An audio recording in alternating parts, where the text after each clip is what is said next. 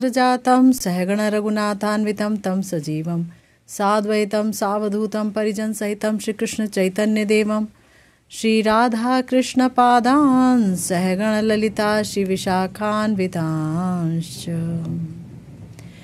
यस्य प्रसादाद् भगवत्प्रसादो यस्या प्रसादान्न गतिः कुतोऽपि ध्यायं स्तुवंस्तस्य यशस्त्रिसन्ध्यां वन्दे गुरोः श्रीचरणारविन्दं नमो महावदान्याय कृष्णप्रेमप्रदायते कृष्णाय कृष्णचैतन्य नाम्ने गौरत्विषे नमः। हे कृष्ण करुणा सिन्धो दीनबन्धो जगत्पते गोपेश गोपिकान्त राधाकान्त नमोस्तुते। तप्त कांचन गौरांगी राधे वृंदावनेश्वरी वृषभानुसुते देवी त्वं नमामि हरिप्रिये। जय रूप सनातन भट्ट रघुनाथ श्रीजीव गोपाल भट्ट दास रघुनाथ ए जय गोसाईर कोरी चरण वंदन जहाँ होते विघ्ननाश अभीष्ट पूरण वाञ्छा कल्पतरुभ्यश्च कृपा सिन्धुभ्येव च पतितानां पावनेभ्यो वैष्णवेभ्यो नमो नमः। हरे कृष्णा कृष्णा कृष्णा हरे हरे हरे राम राम राम हरे हरे। आज हम सब श्री माधुर्य कादम्बरी का आस्वादन करने के लिए एकत्र हुए हैं। श्रीला विश्वनाथ चक्रवर्तीपाद जी का बड़ा ही सुंदर ग्रंथ है ये। आपने अभी तक सुना भक्ति की स्वप्रकाशिता के बारे में कि भक्ति भगवान की तरह ही विभु है और स्वप्रकाश है। भक्ति जो है वो महत कृपा को अपना वाहन बना करके किसी के हृदय में संक्रमित होती है। और भक्ति की समस्त विशेषताओं को जानने के बाद हमने ये भी जाना कि श्रद्धा क्या है। दो प्रकार की श्रद्धा के बारे में विशेषतया जाना गया। एक शास्त्रीय श्रद्धा जिसके कारण शुद्ध भक्ति होती है और प्रेमोदय होता है, और दूसरी है लौकिक श्रद्धा, देखा देखी जो श्रद्धा होती है, लेकिन अगर उन्हें कोई संग मिल जाए तो वो भी शास्त्रीय श्रद्धा में परिवर्तित हो सकती है। ये हमने जाना। आज हम श्री रूप गोस्वामी जी द्वारा बताया गया जो प्रेम तक का सोपान है, श्रद्धा से प्रारंभ होते हुए श्री गुरु पदाश्रय, फिर भजन क्रिया, फिर अनर्थ निवृत्ति, इस तरीके से प्रेम तक के समस्त सोपानों की चर्चा कर रहे हैं हमारे श्रीला विश्वनाथ चक्रवर्तीपाद जी। और हमारे गुरुदेव अपनी मधुर पीयूष कणा व्याख्या के द्वारा श्रीला विश्वनाथ चक्रवर्तीपाद जी के मर्म को हम तक ला रहे हैं। तो आज कह रहे हैं श्री विश्वनाथ चक्रवर्तीपाद जी कि श्रद्धा जब जन्म लेती है उसके बाद श्री गुरु चरण का आश्रय करके सदाचार की जिज्ञासा का उदय होता है, और सदाचार आदि शिक्षा के द्वारा सजातीय आशय स्निग्ध और भक्ति पथ से जो अभिज्ञ हैं, यानी भक्ति पथ को जो जानने वाले हैं, ऐसे साधुओं के संग करने का सौभाग्य प्राप्त होता है। तो आज दूसरा जो स्तर है श्री गुरु चरण आश्रय, आज इसी पर चर्चा होगी। हमारे प्यारे गुरुदेव कह रहे हैं कि ये जो ग्रंथकार हैं श्रील विश्वनाथ चक्रवर्तीपाद जी, उन्होंने पहले श्रद्धा स्तर का वर्णन किया और इस समय साधु संग स्तर का वर्णन कर रहे हैं। श्रद्धा जब आ जाती है तो श्री गुरु चरण आश्रय पूर्वक दीक्षा, भजन और सदाचार आदि की शिक्षा होती रहती है, यानी शिक्षा प्राप्त करता है जीव। जैसे बताया गया ना कि जीव गोस्वामी पाद जी ने भक्ति रसामृत सिंधु की इस टीका में एक बात कही है। इस श्लोक की टीका में क्या कहा? भक्ति रसामृत सिंधु के जो प्रथम अध्याय में वर्णित ये जो श्लोक है, आदौ प्रथमे साधु संग शास्त्र श्रवण द्वारा श्रद्धा तदर्थ विश्वास, उसकी टीका में कह रहे हैं कि सबसे पहले साधु संग होता है ना। सबसे पहला जो साधु संग होता है तो वहाँ क्या होता है? भक्ति शास्त्र का श्रवण होता है।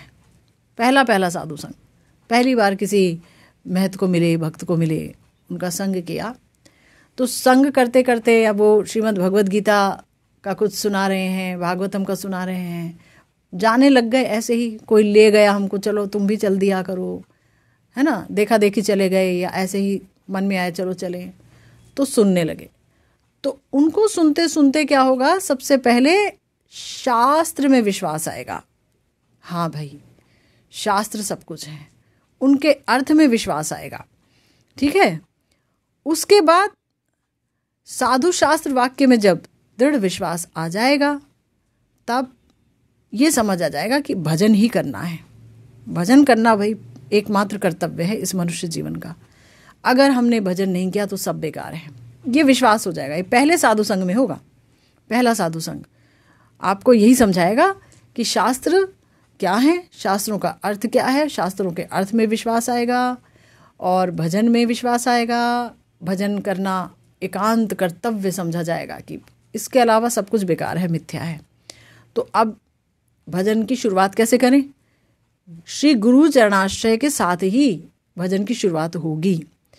तो बताया कि इसके बाद द्वितीय साधु संग होगा, दूसरा साधु संग। ये श्री जीव गोस्वामी पाद जी ये व्याख्या कर रहे हैं, कह रहे हैं कि पहले तो साधु संग द्वारा भक्ति शास्त्र का श्रवण होगा, उसमें श्रद्धा आएगी, है ना। श्रद्धा आएगी, साधु शास्त्र वाक्य में दृढ़ विश्वास आएगा और समझ आ जाएगा कि भजन करने के बगैर काम चलेगा नहीं।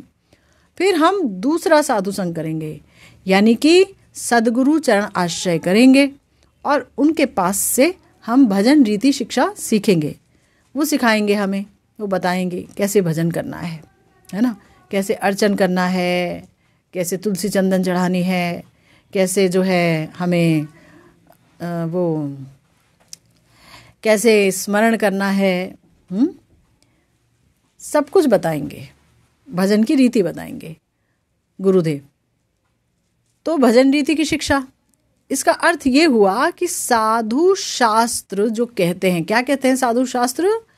कि श्री गुरु चरण कमलों का आश्रय करके ही भक्ति मंदिर में प्रवेश किया जा सकता है। ये उनके जो चरण कमल हैं वो वस्तुतः भक्ति मंदिर में प्रवेश करने के द्वार हैं।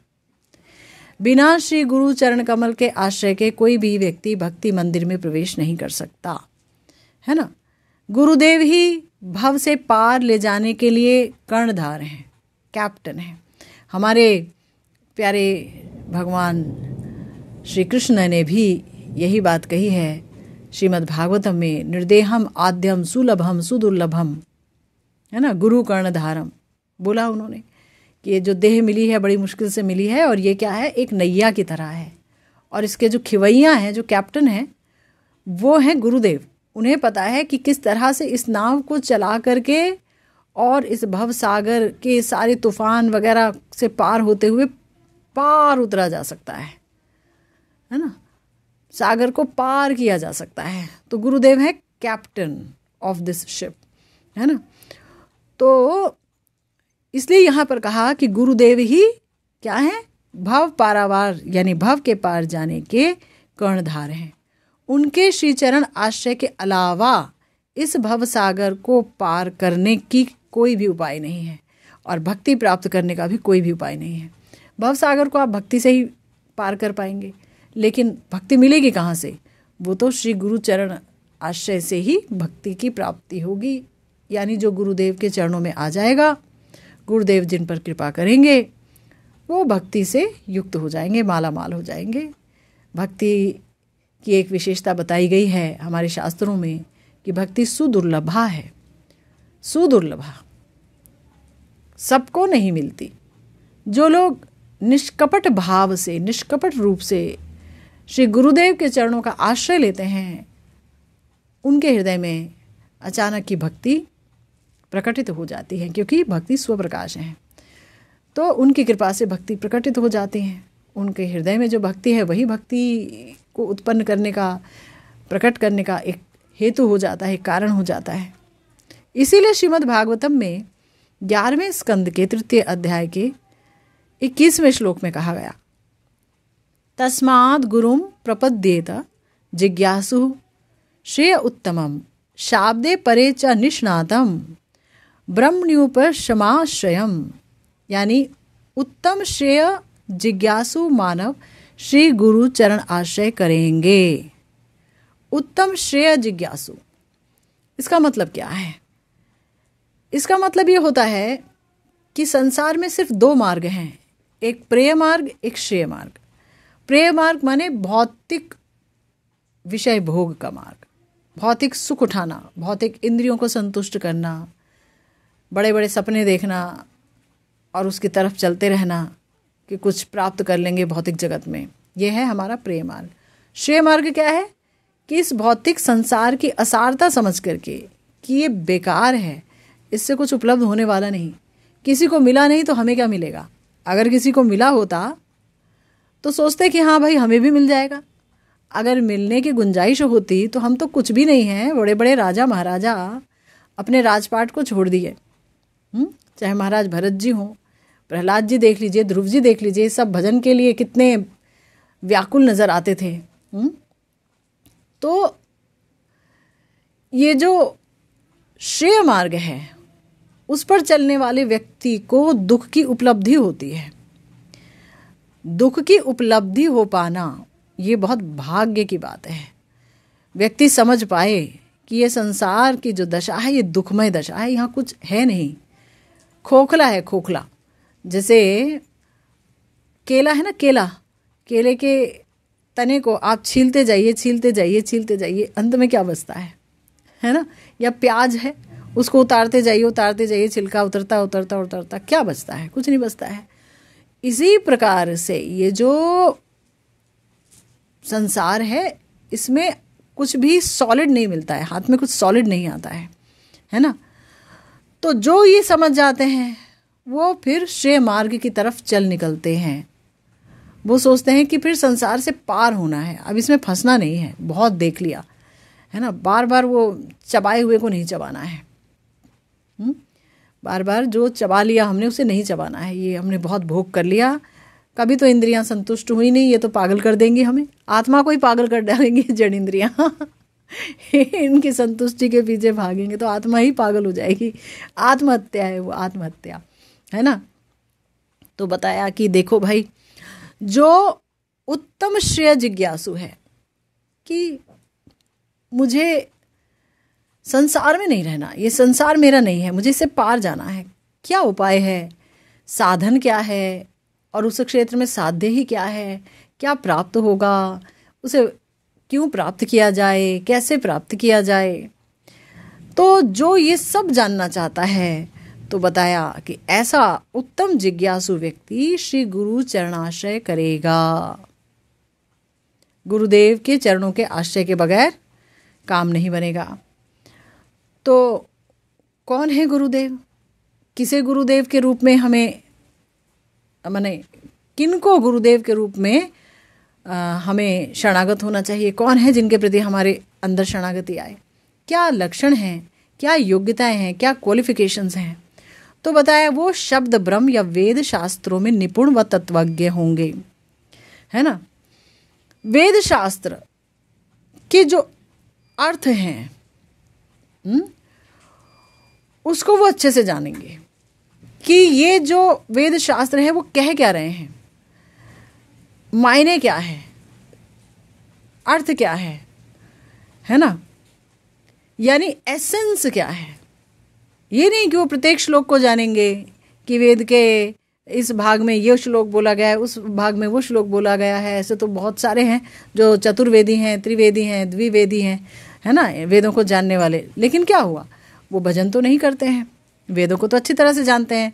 भगवान श्री कृष्ण ने भगवत गीता में जो है बोला हुआ है कि जो लोग वेदों की अलंकारमय भाषा के प्रति आकर्षित रहते हैं वो वेदों के असली तात्पर्य को नहीं समझ पाते हैं। वेदों का असली तात्पर्य है भगवान श्री कृष्ण को प्राप्त करना, उनके प्रति प्रेम को विकसित करना। लेकिन इतनी अलंकारिक भाषा है ना कि वो व्यक्ति जो है अलंकारिक भाषा के प्रति ही पूरी तरह से डेडिकेटेड हो जाता है, वो कुछ समझ नहीं पाता है। तो वेदों का मर्म क्या है, श्रीमद् भागवतम का ही मर्म क्या है, गूढ़ अर्थ क्या है, रहस्य क्या है, ये जानने वाले, है ना, समस्त शास्त्रों के सार को, मर्म को जानने वाले हैं हमारे गुरुदेव। ऐसे होने चाहिए, तत्वज्ञ होने चाहिए, तत्व को जानने वाले होने चाहिए।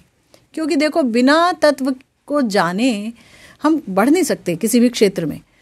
हाँ, अगर हम इस भौतिक जगत में भी कोई चीज़ प्राप्त करना चाहते हैं तो उसे प्राप्त करने के सारे रास्ते जानते हैं, एक एक करके सब कुछ, सारी बारीकियां जानने की कोशिश करते हैं। तत्व को तो समझना पड़ेगा ही। तो पहले तो तत्व को समझेंगे, जब तत्व समझ आ जाएगा तभी तो संबंध स्थापित होगा कि भाई भगवत तत्व ये है, तभी तो संबंध स्थापित करने की आवश्यकता महसूस होगी। तो गुरुदेव होंगे तत्वज्ञ। दूसरा क्या बोला कि परब्रह्म श्री कृष्ण में अपरोक्ष अनुभूति संपन्न। ये बहुत इंपॉर्टेंट है ना।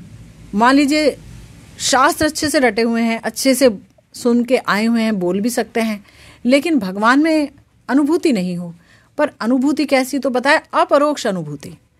यहाँ ये शर्त नहीं रखी है कि साक्षात्कार हो जाना चाहिए, यानी भगवान आपके सामने प्रकट हो जाएं, आपके मस्तक पर अपने श्री चरण रख दें तो आप योग्य हो गए, ऐसा नहीं बोला। अपरोक्ष यानी स्फूर्ति में भी उनकी अच्छी खासी अनुभूति हो, उनके तत्व की अनुभूति हो, उनके सौंदर्य की अनुभूति हो, उनकी लीलाओं की अनुभूति हो, वो मर्म मर्म में उठे, वो मर्म मर्म में ही प्रकटित हो, वो है जहाँ अपरोक्ष अनुभूति। यानी परोक्ष नहीं, परोक्ष अनुभूति की बात नहीं कही, प्रत्यक्ष अनुभूति की बात नहीं कही। और कैसे हो, परम भक्तिमान हो, भक्ति के अलावा उनका जीवन में अन्य कोई उद्देश्य ना हो, भक्ति करना चाहते हो, भक्ति के लिए ललायित हो और भक्ति दूसरे करें, ऐसी उनकी इच्छा रहे।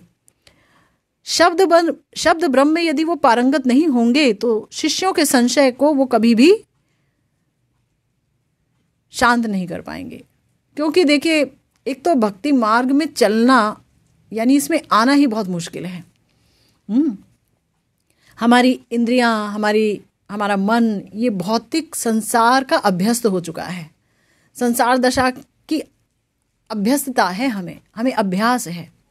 कितने लाखों करोड़ों बार हमने 84 लाख योनियों में विचरण किया है, करके आए हैं, कर रहे हैं, है ना। एक तरीके से अगर भजन विहीन जीवन है तो मनुष्य जीवन भी पशु जीवन ही तो है। आहार निद्रा भय मैथुनम बोला गया है ना हितोपदेश में। सामान्यम एतत् पशु भी नराणाम धर्मो ही तेषाम अधिक विशेषो धर्मेण ही ना पशु भी समाना। आहार, नींद, भय से रक्षा करना और मैथुन, ये 4 चीज़ें पशु भी करते हैं, इंसान भी करता है। तो क्या फ़र्क है, तुम भी फिर 84 लाख योनियों में से एक योनि हो गए अगर तुम धर्मेण ही ना हो, अगर तुम जान ही नहीं सके भागवत धर्म। धर्म भी कौन सा, भागवत धर्म, है ना, जिससे अधोक्षज से यानी कृष्ण में अहेतुकी और अप्रतिहता भक्ति हमारे हृदय में हो, ऐसा धर्म जिसके द्वारा हो, वो है भागवत धर्म। तो अगर ये धर्म नहीं है हमारे अंदर, भगवान का भजन नहीं है, तो फिर पशु ही तो हुए। तो कहा गया है कि ये जो इंद्रियां हैं ना, ये इतने अभ्यास में हैं, विभिन्न पशुओं की योनियां धारण करते करते, भोग करते करते करते, कि कोई अगर भक्ति की बात करे तो मन जो है एकदम से वो हो जाता है, मतलब टूट जाता है। व्यक्ति सोचता है क्या है, तुम हमें बता रहे हो कि हम इतने निराश हो गए हैं, अब हमारे लिए कोई रास्ता नहीं है भक्ति कैसे सिवा, कि हमें भक्ति ही करनी होगी, भजन करना होगा।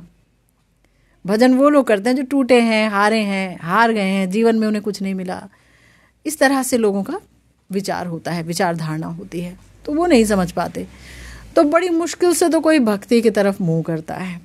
फिर जब वो भक्ति की तरफ आता है तो उसके इतने सारे प्रश्न होते हैं, ढेर संशय होते हैं, ढेर प्रश्न होते हैं उसके पास। अब अगर किसी ने उनके प्रश्नों का सही से उत्तर नहीं दिया, शास्त्रों का रेफरेंस देते हुए, है ना, उनको समझाया नहीं ठीक से भगवान की महत्ता, हरिनाम की महत्ता, ये माया कैसी है, ये माया है क्या, वो स्वयं क्या है, वो स्वयं आत्मा के रूप में क्या है ना, स्वरूपता वो कृष्णदास हैं तो कैसे हैं, क्यों हैं, सब कुछ अगर नहीं समझाया शास्त्रों को जानते हुए, क्योंकि शास्त्रों में अगर कोई निष्णात होगा तो वो समझा पाएगा, संशयों का छेदन कर पाएगा, तो व्यक्ति भक्ति की तरफ भागा चला आएगा, भजन कर पाएगा, है ना, हाथ में माला आ जाएगी, हरिनाम करेगा, भगवान से प्रेम होने लगेगा। तो इसीलिए सबसे पहली आवश्यकता बोली गई है क्या, कि शाब्दे परे च निष्णातम, कि भाई व्यक्ति जो है, जो गुरु पद पर आसीन होंगे, उनमें पहली क्वालिफिकेशन है कि वो शास्त्रों में अच्छी तरह से पैठ रखने वाले होंगे, शास्त्रों का मर्म जानने वाले होंगे, ताकि अपने शिष्यों के संशयों का छेदन कर सकें। वो छेदन मतलब क्या होता है कि ऐसा उत्तर नहीं देना है कि उस संशय का मूल रह ही जाए, जड़ रह ही जाए, जड़ से हटा देना है उस संशय को, काट डालना है संशय को, है ना, अपनी युक्तियों से। फिर बताया कि अगर वो शिष्य का संशय छेदन नहीं कर पाएंगे तो उस व्यक्ति की श्रद्धा में शिथिलता आ जाएगी। बेचारा कहीं से सुन करके आया, अब सुना कि फला फला व्यक्ति हैं, है ना, वो बहुत अच्छे गुरुदेव हैं, ठीक है, बहुत लोग जा रहे हैं, भीड़ की भीड़ जा रही है उनके पास, भीड़ की भीड़, वो भी चला गया।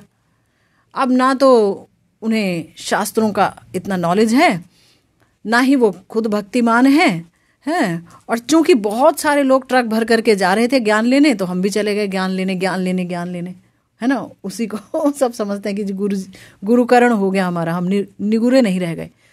तो अभी जो कोई बहुत इंटेलिजेंट है, श्रद्धा से सुन करके आया, भगवान में विश्वास हो गया, उसने प्रश्न पूछ लिए गुरुजी से, गुरुजी उत्तर देने में नाकाबिल, वो दे नहीं पा रहे हैं, तो क्या होगा, श्रद्धा शिथिल हो जाएगी। अरे ये सब के सब ऐसे ही हैं, सब बेकार है, जो सुना बेकार है, श्रद्धा शिथिल हो जाएगी। इसीलिए कह रहे हैं कि अगर वो व्यक्ति परब्रह्म में निष्णात नहीं होंगे, अगर परब्रह्म में निष्णात नहीं होंगे तो शिष्य के अंदर अनुभूति भी संचारित नहीं कर पाएंगे, है ना, भगवान का भजन परायण होंगे, अन्य अभिलाषिताओं से शून्य होंगे, तो शिष्यों के अंदर अनुभूति का संचार कर पाते हैं गुरुदेव। फिर हमारे गुरुदेव कह रहे हैं कि देखो, इसका मतलब ये है कि उनका काम, लोभ आदि रिपु जो है वो शांत हो जाएगा, और वो पराशांति को प्राप्त करेंगे। ये गुरुदेव कैसे हैं? गुरुदेव ऐसे हैं कि ये तो सबसे पहले शास्त्रों में निष्णात होंगे, निष्णात होंगे, और दूसरी बात बताया कि शिष्यों के अंदर अनुभूति संचार करने में समर्थ होंगे, उनके अंदर काम, लोभ आदि जो परम शत्रु हैं वो शांत रहेंगे। आप कहोगे समाप्त क्यों नहीं होंगे, है ना, उपशम बोला गया है, बाबा ने ये कहा कि भाई शांत होकर के बैठे होंगे, वो समाप्त तो इसलिए नहीं होंगे क्योंकि ये जो काम है ना, काम ये बहुत इम्पॉर्टेंट इंग्रेडिएंट है ना। अगर किसी व्यक्ति को भौतिक जगत में विषय चखने का क्रेज हो कि मैं विषयों को चखूं, ये चखूं, ये चखूं, क्रेज है उसे, वो पागल है, विषयी है, तो बस उसका विषय की तरफ से मुंह हटा के भगवान की तरफ मुंह कर देना है। तो वो जो उसकी जो लिप्सा है कि ये चखूं, ये चखूं, ये प्राप्त करूं, ये प्राप्त करूं, पहले भौतिक जगत में थी, पैसा प्राप्त करूं, ये करूं, वो करूं, अब यहाँ आ गई, ऐसे भजन करूं, मुझे ये प्राप्त करना है, वो वहाँ जिद्दी था, अब यहाँ जिद्दी हो गया। अगर काम ही खत्म हो जाएगा तो फिर वो जिद भी खत्म हो जाएगी, फिर तो भक्ति में बहुत शिथिलता आ जाएगी। इसलिए काम भी एक इम्पॉर्टेंट इंग्रेडिएंट है, इसीलिए बोला काम को हम क्या करेंगे, कृष्ण अर्पण कर देंगे।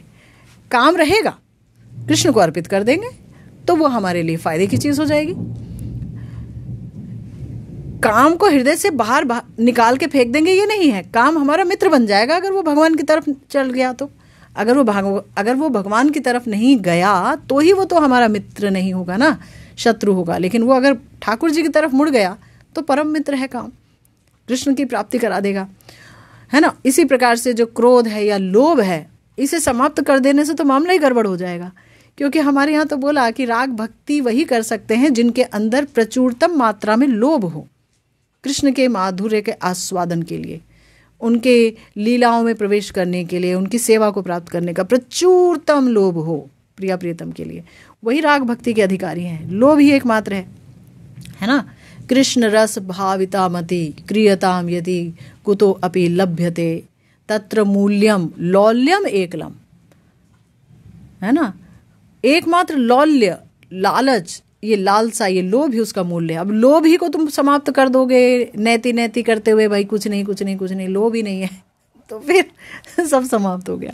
इसीलिए काम क्रोध लोभ मोह मद, ये जो चीज़ें हैं ये इतनी खराब नहीं है, इन्हें बस मित्र बनाना होगा भगवान में लगा करके। लोभ हमारे अंदर इस हद तक हो कि हम पूरी तरह से लग जाएं कि इसी जन्म में पाना है प्रिया प्रियतम के श्री चरणों को गुरु कृपा से, इसी जन्म में, आराम नहीं करना है उससे पहले, ठीक है ना। लोभ ही तो कराएगा, अब लोभ ही को काट के फेंक दिया तो फिर क्या रह गया, है ना। तो इसीलिए लोभ आदि रिपु जो है उनके अंदर शांत बैठे होंगे, इधर लगे होंगे ठाकुर जी की तरफ, और वो पराशांति में होंगे।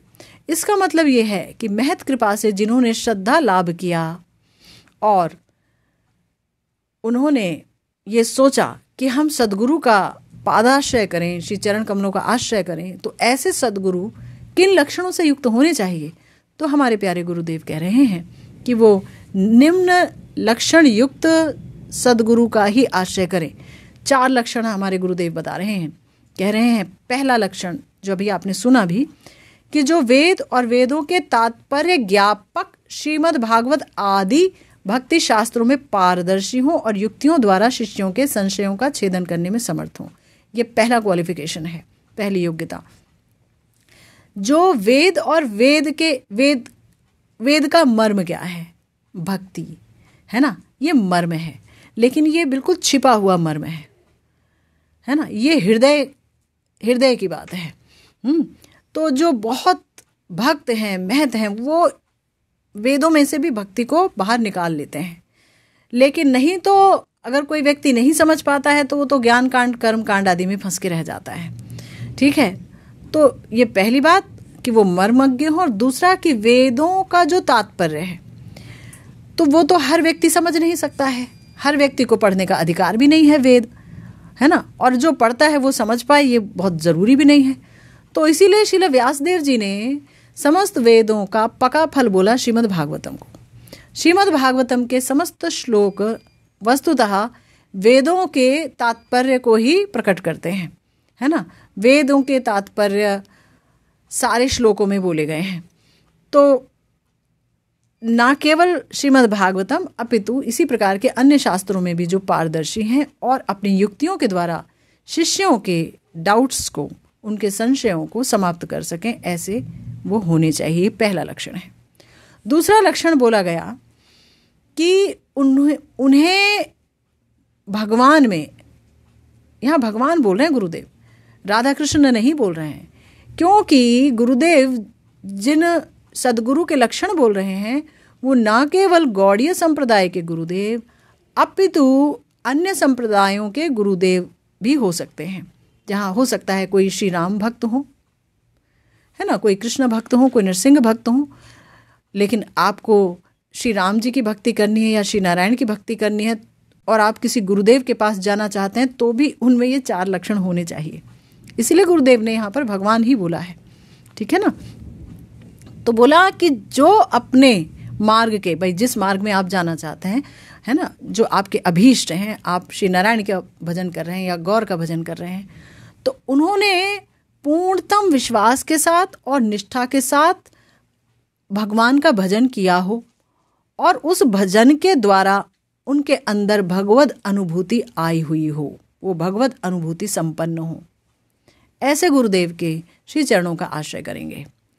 तीसरा लक्षण बताया कि जो भगवान की कृपा शक्ति लाभ करके उनके अपरोक्ष अनुभव को प्राप्त किए हों और शिष्य के मध्य भी वही शक्ति संचार करने में सक्षम हो, यानी स्वयं तो भगवान की लीलाओं का दर्शन करते हों अपने हृदय में, अपने चित्त में लीलाओं में डूबते हों, और जो उनका अनुगत्य ले, उनका भजन करे, उनके अनुगत्य में उनका भजन करे भगवान का, तो ऐसे शिष्य में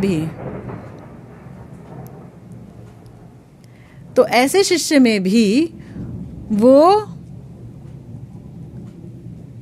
अनुभव डाल सकें, मतलब ऐसा शक्ति डाल सकें कि जिससे वो भी भगवान का अनुभव करने में सफल हो सके भजन करके। अब यहाँ पर एक बात बोली है हमारे प्यारे गुरुदेव ने कि भगवान का अनुभव या अनुभूति प्राप्त होगी भजन करके। भजन इज द फर्स्ट रिक्वायरमेंट, है ना। ये नहीं कि भजन के बगैर कि भाई ठीक है ये तो सदगुरुदेव हैं, हम आ गए, दीक्षा ले ली और रोज सुबह मंत्र कर लिया, काम समाप्त, और 8 माला कर ली, काम समाप्त, और ये तो बोला था कि हमें अनुभूति होगी, हमें अनुभव होंगे, है ना, गुरुदेव ने हमारे अंदर शक्ति डालेंगे, तो वो तो हो नहीं रहा है। महीना हो गया जी, महीने से साल हो गया, हम तो सब कर रहे हैं, क्या कर रहे हो जी, क्या कर रहे हो आप? तो उत्तर है कि निष्ठापूर्वक भजन नहीं हो रहा है। अपराध भी हम कर रहे हैं साथ साथ, भजन भी कर रहे हैं साथ साथ, इसकी उसकी निंदा भी कर रहे हैं, चुगली भी कर रहे हैं, इतर वासनाएं भी हमारे मन में हमेशा रहती ही हैं, और दीक्षा को एक जैसे कर्तव्य समझ करके निभा रहे हैं कि भाई दीक्षा ले लिए, चल बैठ जा मंत्र कर ले, है ना, क्योंकि ले ली है ना, इस मंत्र के द्वारा मैं जो है वैष्णव कहलाता हूँ, वैष्णव में घूम फिर सकता हूँ, तो ले लो, कर लो जी। तो फिर सोच रहे हैं हमारा तो कुछ हो नहीं रहा, हमारा तुम्हारा क्या होगा, हैं? अभी देखिए गुरुदेव जो सबसे बड़ी कृपा करते हैं, वो सबसे बड़ी कृपा होती है दीक्षा देना। यही सबसे बड़ी कृपा है उनकी कि उन्होंने मंत्र दे दिए। अभी हमारे प्यारे गुरुदेव बोलेंगे इस बारे में कि यही उनकी सबसे बड़ी कृपा है कि उन्होंने मंत्र दे दिए। ठीक, अब कोई व्यक्ति भजन नहीं करेगा तो अनुभव भी नहीं आएगा, भजन अगर कोई ठीक ठीक कर लेगा तो अनुभव युक्त भी हो जाएगा। चौथी बात बताई गई कि जो काम, क्रोध और लोभ आदि के वशीभूत नहीं है ना, ये वो जो है विषयी नहीं है, विषयों के पीछे नहीं दौड़ते हैं, भौतिक विषयों के पीछे, या वो क्रोध नहीं करते हैं, तूने ये क्यों नहीं किया मेरे लिए, उसने क्यों नहीं किया, ये नहीं किया, वो नहीं किया, जो भी है। लोभ नहीं है उनको, शिष्य आए, पैसा लाएं, शिष्य आए, ये बनाए वो बनाए हमारे लिए, ऐसा कुछ नहीं है, वो सिर्फ भजन करना चाहते हैं, है ना। तो ऐसे लोग जो हैं वो गुरुपद पर आ सकते हैं।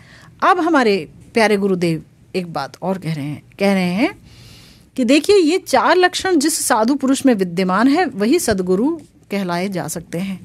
इसका मतलब ये भी हुआ कि कोई अगर ऐसा व्यक्ति है जो खुद को गुरु कहलाना चाहता है, गुरु परिचय लिप्सु, बाबा ने शब्द दिया है, गुरु परिचय लिप्सु, यानी जिसका लोभ है कि मेरा परिचय गुरु के रूप में हो, मैं गुरु हूँ, तो ऐसा व्यक्ति चाहे उसमें सतकुल है, उस बहुत अच्छे कुल में आया है, ब्राह्मण है भाई, ब्राह्मण कुल में आया है, बहुत सारे गुण हैं, लेकिन ये 4 नहीं है अगर, तो गुरुदेव बोले कि तब उन्हें हम सदगुरु नहीं कह सकते, है ना। सिर्फ जाति या वेद आदि पढ़ लिए, बहुत सारे श्लोक बोल लिए, उससे वो गुरु नहीं हो सकता। ये 4 जो योग्यताएं हैं वो होनी होंगी। आगे हमारे प्यारे गुरुदेव कह रहे हैं कि जेई कृष्ण तत्व वेता से ही गुरु होय। श्री चैतन्य चरितामृत में श्री कृष्णदास कविराज गोस्वामी पाद जी ने ये बात बोली कि जेई कृष्ण तत्व वेता से ही गुरु होय, महाप्रभु ने बोला था। तो महाप्रभु के इस वाणी से जाना जा सकता है कि सदगुरु में एकमात्र श्री कृष्ण तत्व वेतृत्व ही अपेक्षित है, यानी कि वो कृष्ण तत्व में पूरी तरह निष्णात हों। सदगुरु कृष्ण तत्व में पूरी तरह से पारंगत होंगे। कृष्ण तत्व क्या है, क्योंकि कृष्णस्तु स्वयं भगवान, कृष्ण ही तो स्वयं भगवान है ना, तो इसीलिए गुरुदेव ने श्री कृष्ण के बारे में चर्चा कही, है ना, वही भगवान है। और बाकी जो उनके एक्सपेंशंस हैं, उनके विस्तार हैं, तो अगर कोई उस तरफ मुड़ना चाहे तो उस तत्व को जानने वाले व्यक्ति को देखना होगा। तो इस प्रकार कृष्ण तत्ववेत्ता महापुरुष की कृपा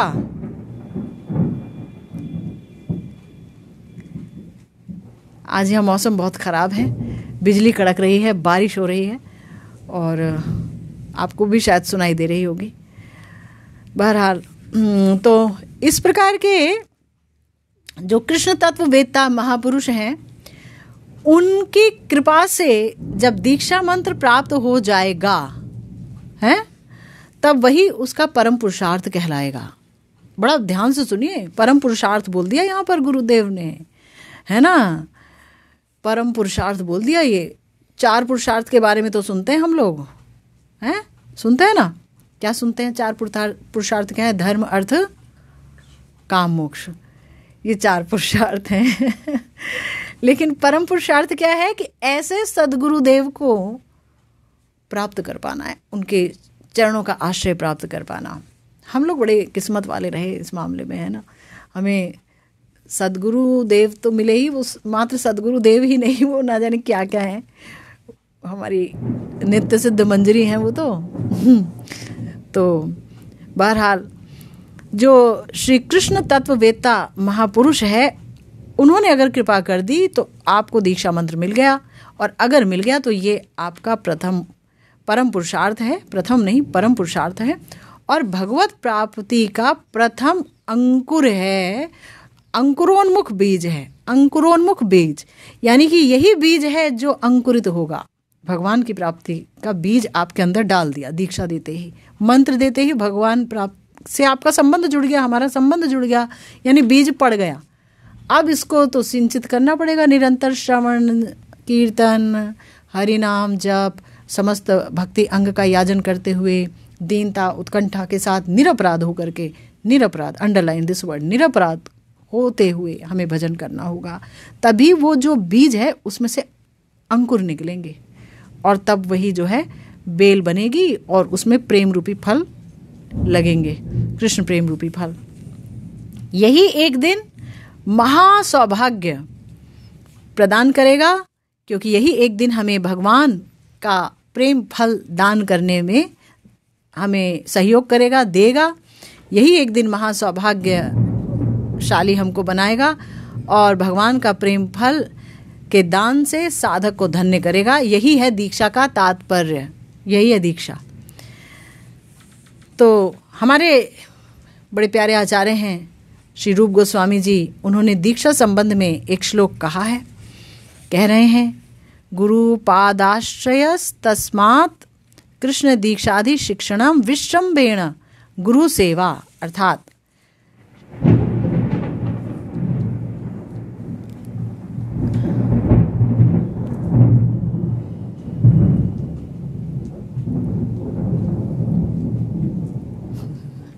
अच्छी बारिश, अच्छी, यहाँ बहुत ज़्यादा बिजली कड़क रही है।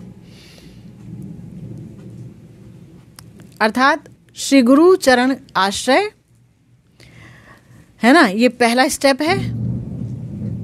दूसरा, श्री कृष्ण मंत्र में दीक्षा पूर्वक भागवत धर्म आदि शिक्षा, और तीसरा विश्वास पूर्वक श्री गुरुदेव की सेवा।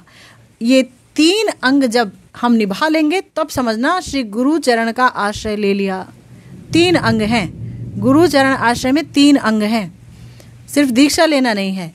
पहला हमारा बताया श्री गुरु पादाश्रय, गुरुदेव से मिले, जो आपके होने वाले गुरुदेव हैं,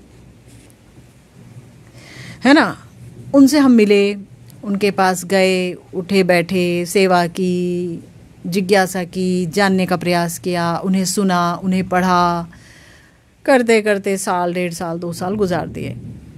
मगर हमने चुन लिया कि यही हमारे सद्गुरुदेव हैं, इन्हीं से दीक्षा लेनी है मैंने। अंततः साल 2 साल गुजार दिया, इससे हम भी उन्हें समझ पाए कि बाद में पछताना ना पड़े, और वो भी हमें समझ पाए कि भाई शिष्य जो है वो वाकई भजन करेगा कि नहीं करेगा, या दीक्षा लेकर के निकल लेगा और उल्टे सीधे काम करना शुरू कर देगा।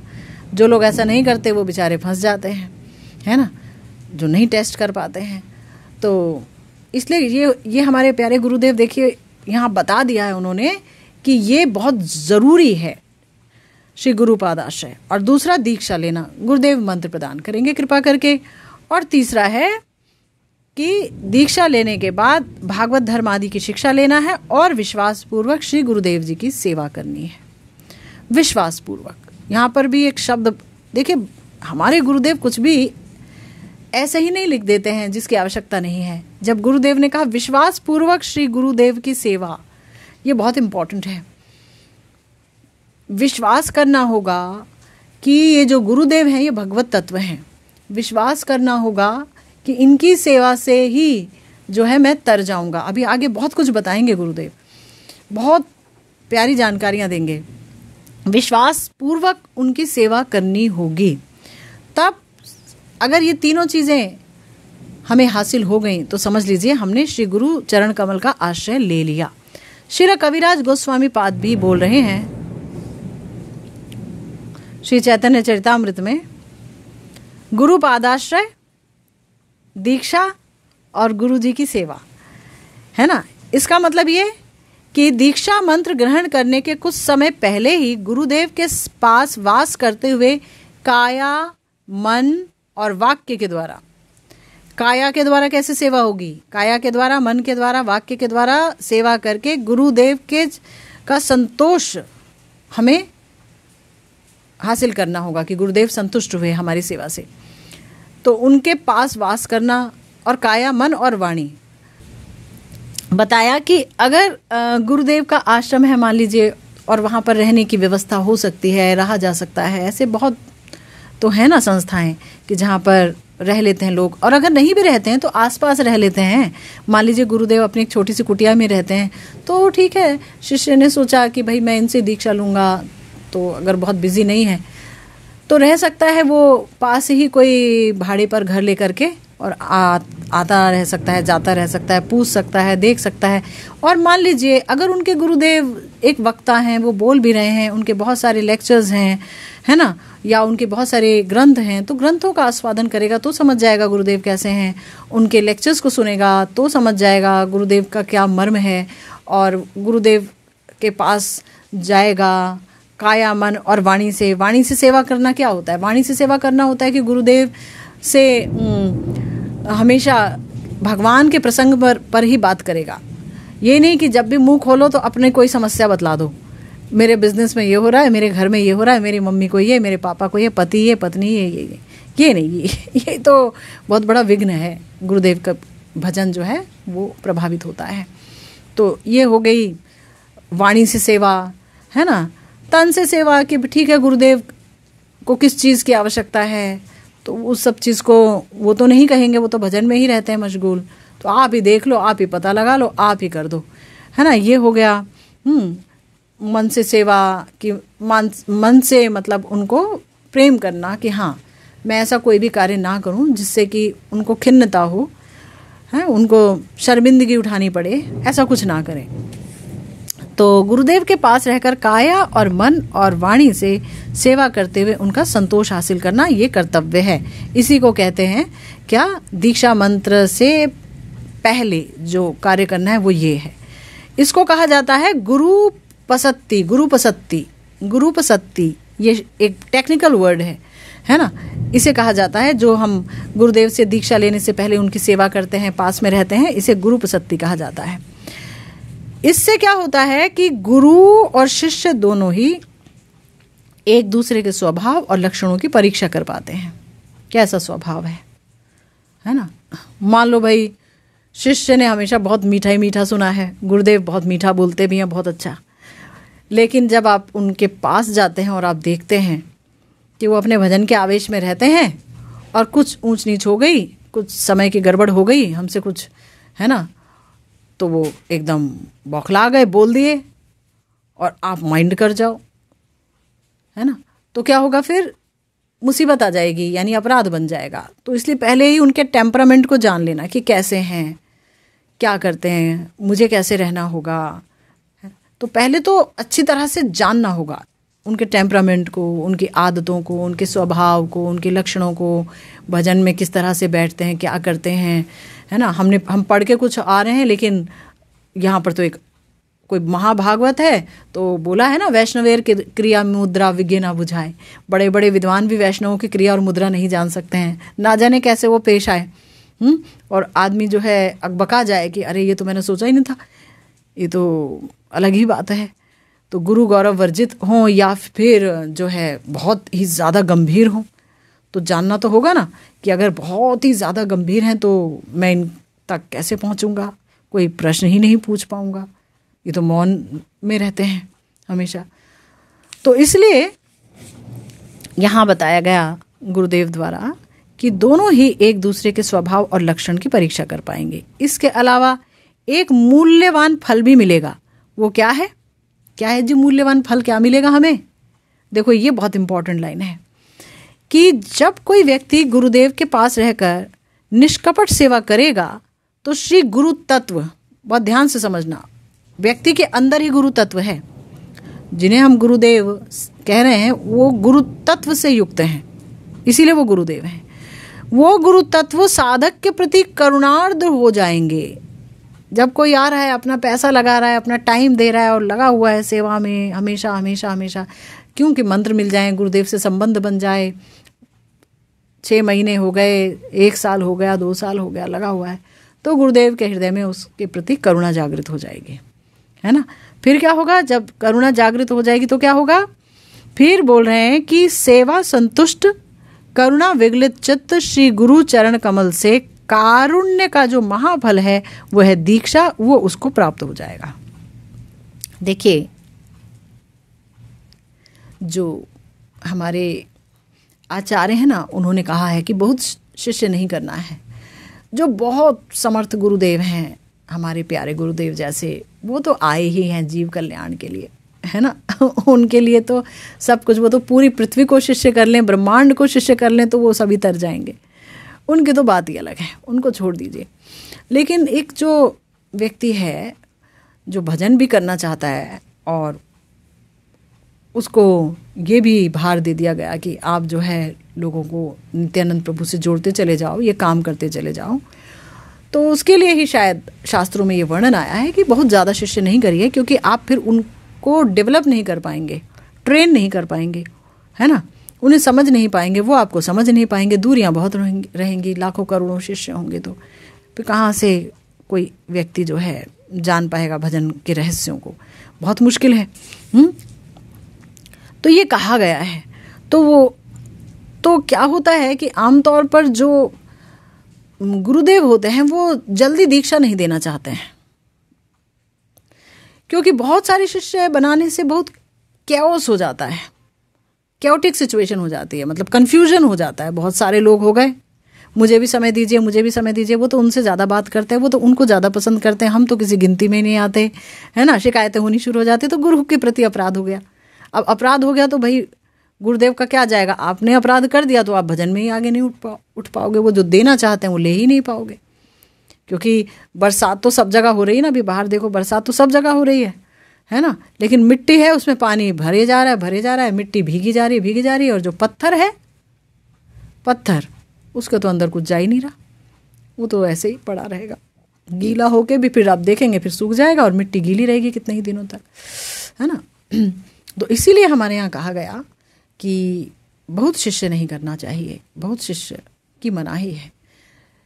तो जैसे हमारे बड़े ही सारे आचार्य हैं जिन्होंने बहुत शिष्य नहीं किए, चाहे वो श्री रूप जी हों, जीव गोस्वामी जी को ही उन्होंने शिष्य बनाया था, या हमारे श्री लोकनाथ गोस्वामी जी हों, वो तो एक भी शिष्य नहीं बनाना चाह रहे थे, संकल्प ले रखा था मेरा कोई शिष्य नहीं होगा।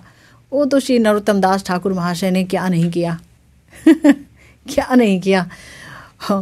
उन्होंने कहा मैं तो इन्हीं को अपने गुरु के रूप में धारण करूँगा, मैं तो इन्हीं की शरणागति लूँगा, यही है मेरे गुरुदेव। गुरुदेव ने कह दिया हम तो नहीं हैं गुरुदेव, हम तो किसी को शिष्य नहीं बनाएंगे, दीक्षा नहीं देंगे। तब फिर क्या किया जाए? टूट गया उनका मन, लेकिन कहा कि अब तो मन इनमें आ गया है, अब तो इन्हीं की सेवा करेंगे। तो गुरुदेव की कुटिया के थोड़ा पीछे में ही एक कुटिया अपनी बना ली छोटी मोटी, और अपना गुरुदेव तो भजन के आवेश में रहते, तो ये अपना उधर सफाई वफाई कर देते। गुरुदेव चले जाते शौच करने के लिए, तो हमारे प्यारे नरोत्तम दास ठाकुर महाशय शौच क्रिया के बाद उस जगह को परिष्कार करते, है ना, उस झाड़ू से परिष्कार करते, पूरा वो शौच हटाते, लैट्रिन हटाते, सब कुछ साफ करते, हाथ धोने के लिए जल रखते, सुगंधित मिट्टी रखते, छान करके बढ़िया से कपड़े से कि गुरुदेव को कोई कंकड़ ना चुभ जाए।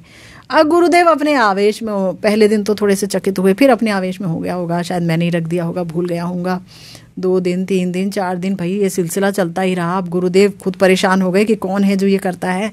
एक दिन छुप गए टूट गया सारा आवेश, हो गया ना, करुणा से चित्त विगलित हो गया उनका, छुप गए।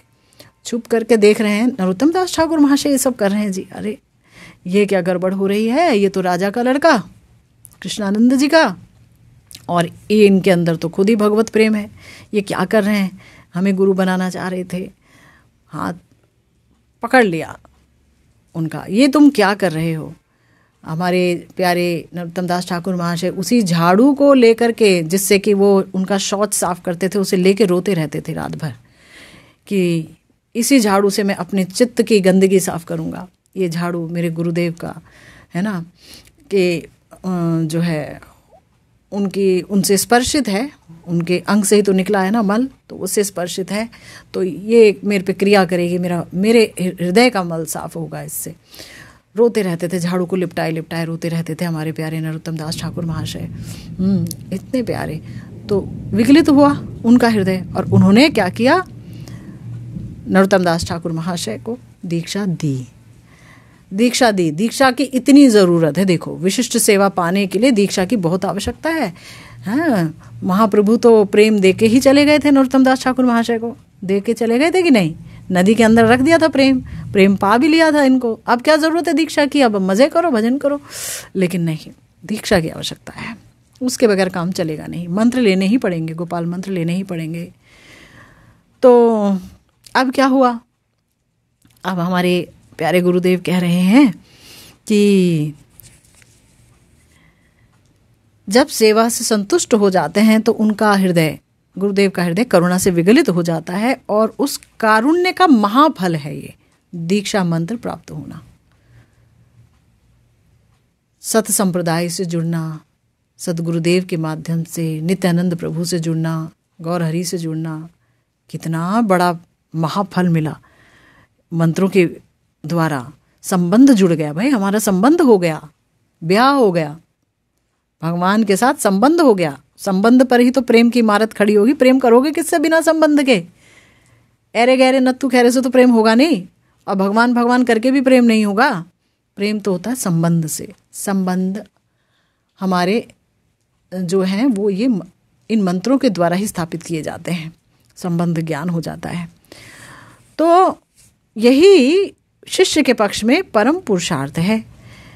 इसका मतलब ये है कि अगर ये गुरु प्रसत्ति नहीं किया गया तो गुरु और शिष्य दोनों के भजन पथ पर विघ्न आने की संभावना लगी रहती है।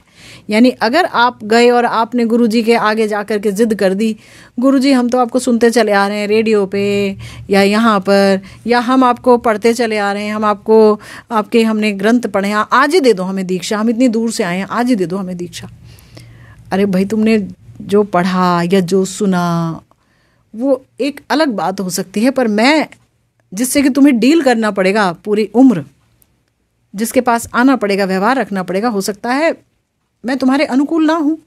तुम्हारी आदतें, तुम्हारे स्वभाव, तुम्हारी आशाएं जो हों एक गुरु तत्व से, मैं उस पर खरा ना उतरता हूँ, तो तुम मुझे आजमा तो लो, देख तो लो अच्छे से, और मैं भी आपको देख लूँ कि आप शिष्य होने लायक हो कि नहीं।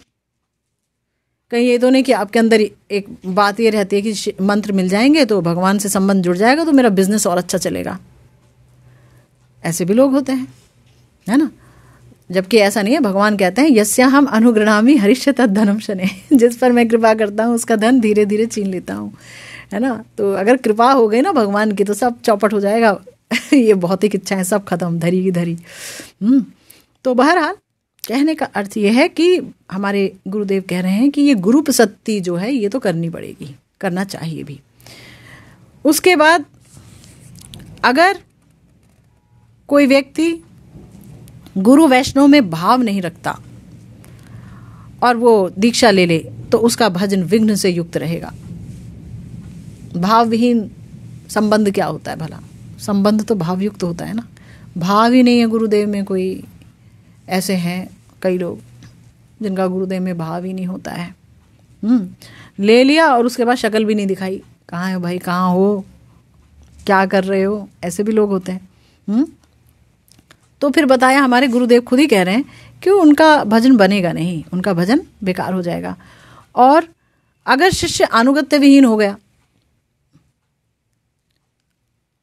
आपसे दीक्षा ले ली, आप प्रणाली दे दिए, अच्छे से सब कुछ हो रहा है ना, लेकिन अचानक कोई अन्य लालच, कोई अन्य बात हृदय में आ गई और आप अनुगत्य को छोड़ देंगे, तो बताया तो गुरुदेव का भजन में विघ्न आएगा। क्योंकि गुरुदेव चिंता करेंगे, भाई ऐसा क्या हो गया था इनको, ये चले क्यों गए, या ये मुड़ क्यों गए, या ये आते क्यों नहीं, ये शक्ल दिखाते क्यों नहीं, ये भजन क्यों नहीं करते, ये खोए खोए क्यों रहते हैं, ये उधर इधर क्यों देखते हैं जब कथा होती है तो।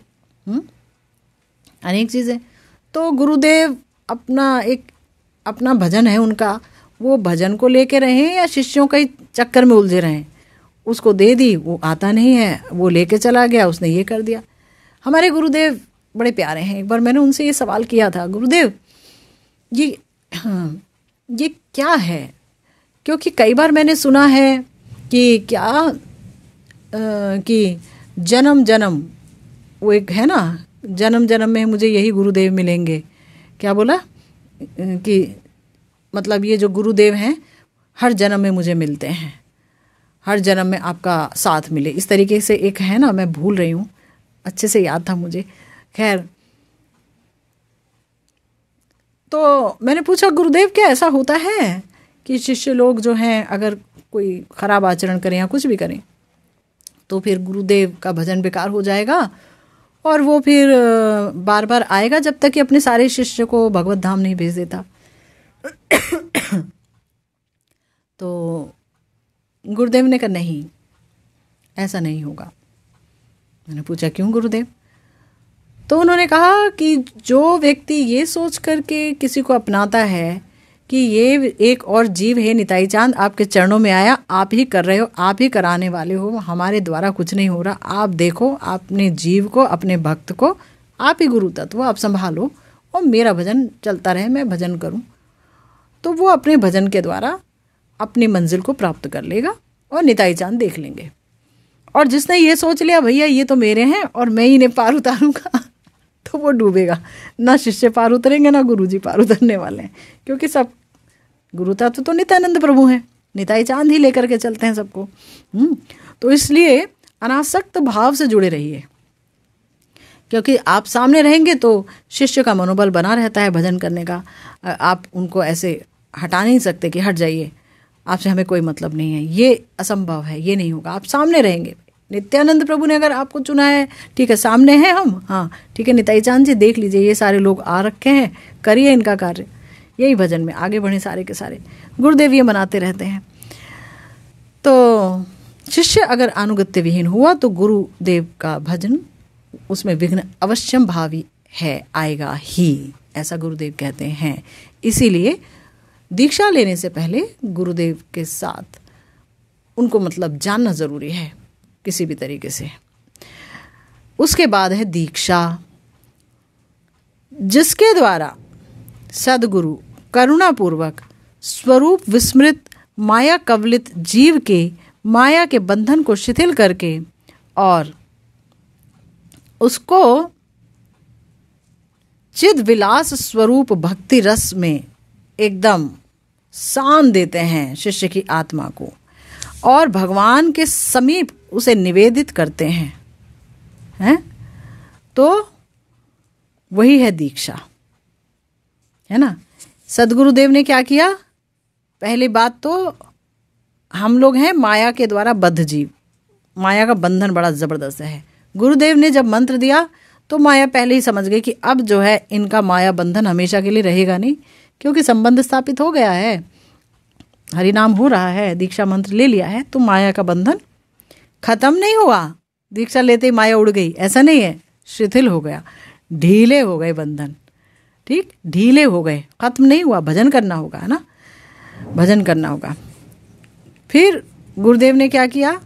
करुणापूर्वक उसे शिथिल करके, उसे भक्ति रस क्या है, भगवान की चिद शक्ति है, उसमें पूरी तरह से ऊपर से लेकर के उसकी आत्मा को सान दिया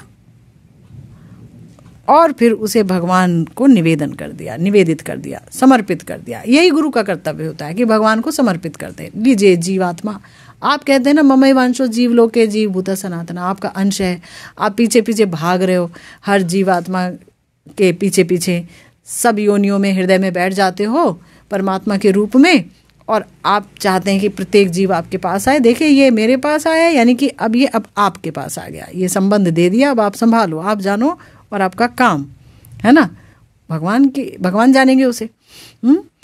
फिर गुरु कृपा से जिसके द्वारा भगवत ज्ञान का उन्मेष हो जाता है जीव में, वो दीक्षा है। दीक्षा के ये विशेषता बताई जा रही है कि उसे भगवान का ज्ञान होने लगता है गुरु कृपा से, दीक्षा के द्वारा। फिर भगवान के चरणों में उसका आत्मसमर्पण होने लगता है दीक्षा के द्वारा, और भगवत सेवा उपयोगी भगवत दास का ज्ञान उसके अंदर आने लगता है। भगवान की सेवा के लिए क्या उपयोगी है, हम भगवान के दास हैं, ये जानकारी। हम माने आत्मा भगवान की दास है, ठीक है ना, प्रियतम के हम दासी हैं, मंजरी हैं। हमें तो यही गुरुदेव ने पहचान दी है, यही तो मोर परिचय है ना, यही तो हमारा परिचय है। तो ये जो इस ज्ञान का उन्मेष होने लगता है, यही है दीक्षा। इसीलिए शास्त्रों में कहा गया दिव्यम ज्ञानम यतो दद्यात् कुर्यात् पापस्य संशयम, कि ये जो दीक्षा है ये क्या है, दिव्य ज्ञान जिसके द्वारा दान किया जाता है और पापों का संहार किया जाता है, तत्ववेत्तागण उसी को दीक्षा कहते हैं। तो वस्तुतः ये दीक्षा क्या है और इस दीक्षा में जो है क्या क्या ज़रूरी चीज़ें हैं, क्या क्या ज़रूरी अंग हैं, और कैसे इस दीक्षा के द्वारा भक्त या एक शिष्य है वो कृतार्थ होता है, यही सब चर्चा करेंगे हम। और इसी के साथ फिलहाल आज की इस भागवती कथा को यही विश्राम दिया जाता है। जय जय श्री राधे श्याम, श्री गुरु निताय गौर सीतानाथ प्रेमानंदे, हरि हरि।